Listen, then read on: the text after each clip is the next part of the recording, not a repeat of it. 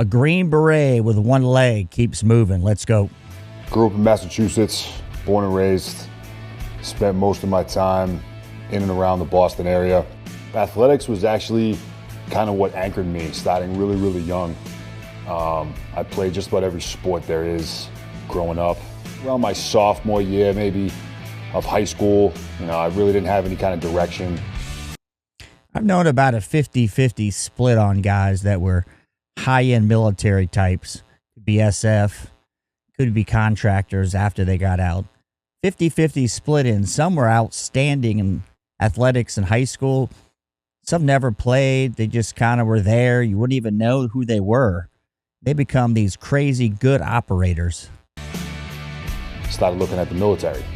And I'll never forget growing up as a kid, the commercial, the Marine Corps commercial, this dude, he's climbing this mountain, gets to the top, he slays this dragon, and he snaps around, he's wearing the Marine Corps dress uniform, and I was like, yeah, I need to be that guy, right? That's me for sure.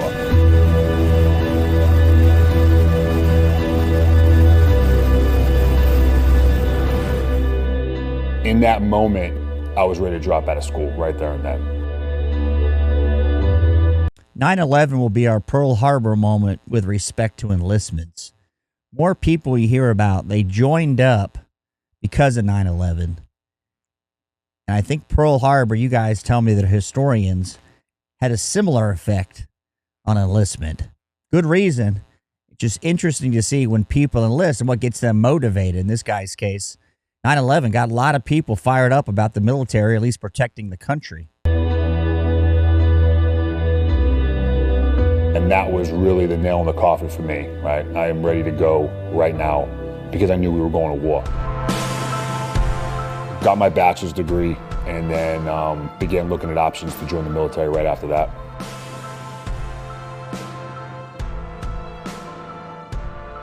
So I graduated the Q course in 2010. Was initially assigned to 3rd Special Forces Group. I was in 18 Bravo, which are the Special Forces weapons sergeants. Now that is one hell of a man right there. What an imposing man. Well, missing a leg or not, we'll get to that. But I tell you what, I understand he's like 6'5", and from the looks of this, hits the weight bench. In process, got to my team, began that integration process.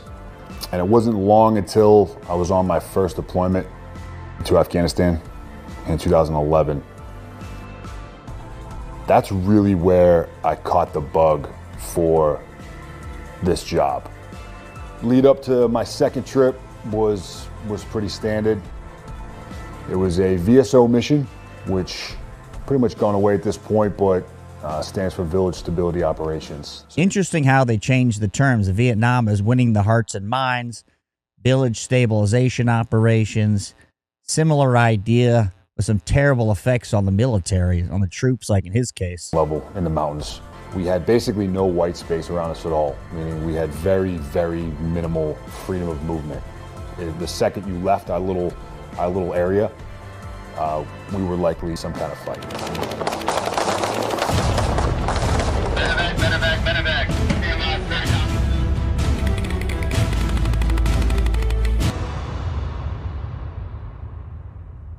We had my team, we had a ANA SF ODA that we were living with, and then we had an infantry squad uplift there with us as well. So extremely small footprint. About 2-3 weeks into our deployment, we were driving along, going to check on one of the ALP, Afghan local police, one of their checkpoints, and we were ambushed.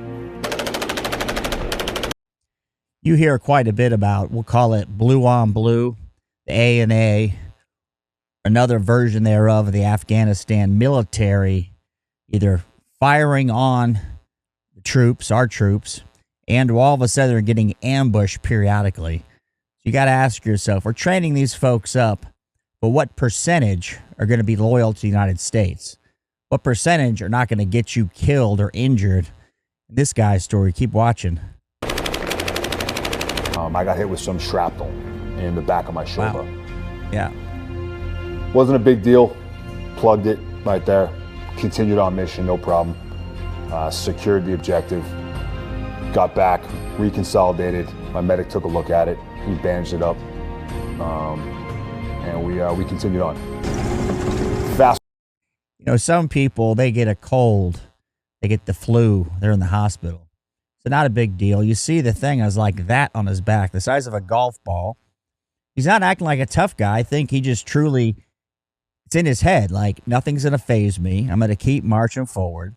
What does it matter if it happens? I'm still got two legs, or at least I'm still moving forward at this stage. Get into all this mental toughness. I know Jocko Willink's got great stuff on his podcast about it. If you look at some of these men like this, there's no written down formula, but the first part of the formula that I can see would be they don't complain. Forward to November, same deployment. We were on the way back from a mission that went well, and we were ambushed along our route back. The initiation to that ambush was a 300 to 400 pound IED that hit our lead vehicle. Hear the boom, truck is airborne, and I'm seeing dudes fly through the sky like lawn dots. So I begin maneuvering myself down towards the truck, and I trip and fall. I look back, and it was one of my teammates who was. Stop for a minute and think. He's still in it, right? Still in the Army, as this video. Still going hard. What happens when he does stop, right? He gets out, does some contracting, stops, retires, has a regular job. Do you think these type of people can just keep marching forward mentally? Do you think it's a big time transition that's hard for them? And I've seen both cases where guys just chesty puller type, but most people, once they stop, the party's over. It's a real hard letdown.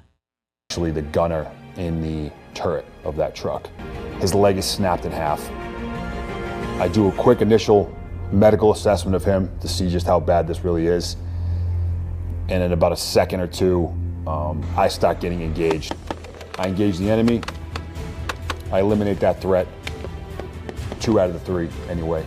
And third guy takes off running. He's running away from me, and he's shooting at me over his shoulder while he's running. Sounds like a movie script, right?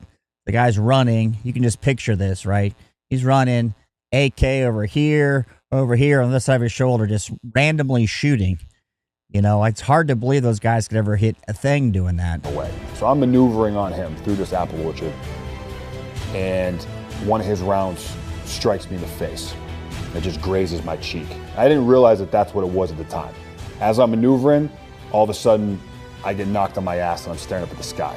And I thought initially that I had run into like a tree branch, and that just knocked me over.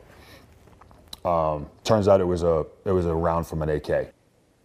So fast forward to March now of 2013. Getting ready to go into a joint mission. So far in this program, got a hole in his back this big, shot in the face slightly, you know, a little flesh wound, we'll call it. Gets shot in the leg. Now we're going to another mission. You know, some people just have it in them. They just keep going, and I don't know what it is, whether it's a Medal of Honor recipient or this man here. With ANA, our Afghan National Army, we had our Afghan National Army SF team. We had some Afghan National Police guys there with us, which was nothing new for us. And we were doing our final comms check, our pre-mission brief, right inside of our little motor pool area, when an AMP soldier jumped up on the back of a Ford Ranger that had a truck-mounted PKM machine gun on it and opened fire into the group. Now, these are supposed to be our friends, right? People we've trained, Afghan National Police, people that are fighting with us. And then this guy gets in the back of a truck with a machine gun and unloads on this guy, this Green Beret, and the rest of his attachment. Just hard to imagine how much loss we would be without these type of folks as allies. I ended up taking 4 rounds to my right leg, and I took 1 to my lower left. At this point, we're dealing with 11 American casualties, including 2 killed, and another dozen or so Afghan casualties. So, catastrophic. I flatlined one time on the way to Fob Shank, which is where the AOB was located. I needed a blood transfusion, and I was administered a blood transfusion with the wrong blood type. This is something that I don't know how that happens. I'm sure it's pretty easy when there's lots of people that are injured. You need to give blood transfusions, get their pulse, blood pressure up so they don't die on you. But the wrong blood type can be, obviously, we'll see, catastrophic. typically don't talk about, because to the lay person,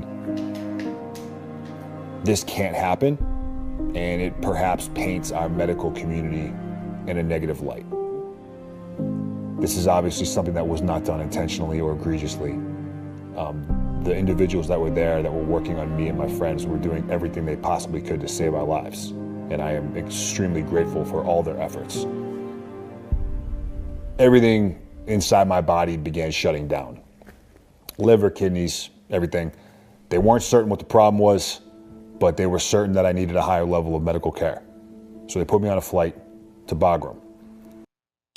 So you go from a critical patient with severe wounds to both legs. That's one problem. And then all of a sudden you get him the wrong blood type.